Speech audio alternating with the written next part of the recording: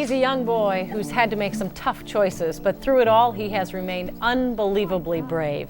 This week, we've been catching up with some incredible Minnesota kids. Tonight, we continue the story of Nick Nelson. He's the boy who decided to have his legs amputated with the hope of starting a new life. But as Carol Evans Boyd Hooper shows us in tonight's Extra, life has taken some unexpected turns for Nick. Whoa. Dad, I think moles live in there. When 9-year-old boys must make choices, There's a gopher hole in there. we should hope they are simple as choosing a video game. I just fell. No child should have to make a choice like Nick Nelson's. I can walk still. 3.5 years ago, Nick chose to have his right leg amputated. Basically, it's this pterygium here. Popliteal pterygium syndrome left Nick with the painful webbing that prevented him from straightening his legs.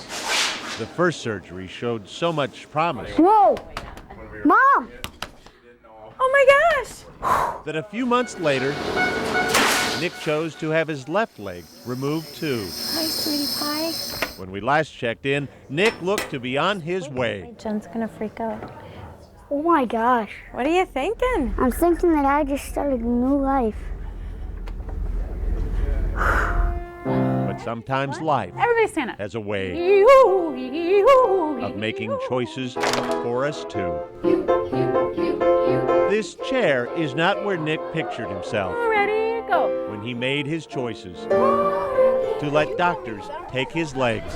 I have another tumor in my leg, and I'm probably gonna have to get that out. We're going to start something different today. Nick began developing tumors on the nerves at the end of his left leg. You could read. The tumors are not cancerous, You guys go back to your seats. but they are painful when Nick puts weight on them, meaning his prosthetic legs are mostly parked now, All right, there's. much as he'd like to be wearing them. I love to wear them. It's fun to be tall, like as tall as my friends. Nick had already endured more than 30 surgeries before his amputations. 2 more followed to remove the tumors. But for the 3rd time, they've come back. My stop motion movie that I made. The doctors don't necessarily understand why his body's doing this. For now, Nick is taking a break from surgery Button cell. and concentrating on just being a 12-year-old boy. I like to take stuff apart. And as for those choices he made 3 years ago, How's it going? if you're looking for regrets, you won't hear them from Nick. Before something gets better, it'll always get worse. And I've learned that my whole life. Now I have to go through all the crappy stuff before I get to the good stuff. I have a faith that says he was blessed with an ability to navigate the challenges set before him, because how else do you do it? What's not going on, right? Like a lot of other kids, Nick is also adjusting to the separation of his parents, a parting his mother says is unrelated to Nick's medical challenges. Ouch. Despite his tumors, Nick still likes to get up on his legs for brief periods. It's hard to call him my little boy when he's that tall. Even though it's brief and intermittent at this point, it's exciting. Good one. That also is the life of an amputee. Learning to fall gracefully. Come on, you gotta work it out. Leave me for like 2 seconds. Okay. Every day, I sit there in the gym and just. Past couple days, we've been playing volleyball, and I miss these shots. I wish I could move faster and be able to hit that ball up. Someday I will. But one of Nick's favorite sports doesn't have to wait. I just like to go fast, feel the wind in my face. This is the 4th season. Go, go, go, go, go, go. He got on the ice and the coach said, I think he's got some natural ability.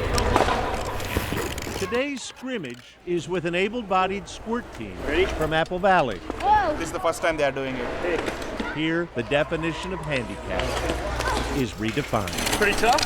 Yes, it is. And here, the metaphors abound for Nick. Take a shot, fall down, get back up.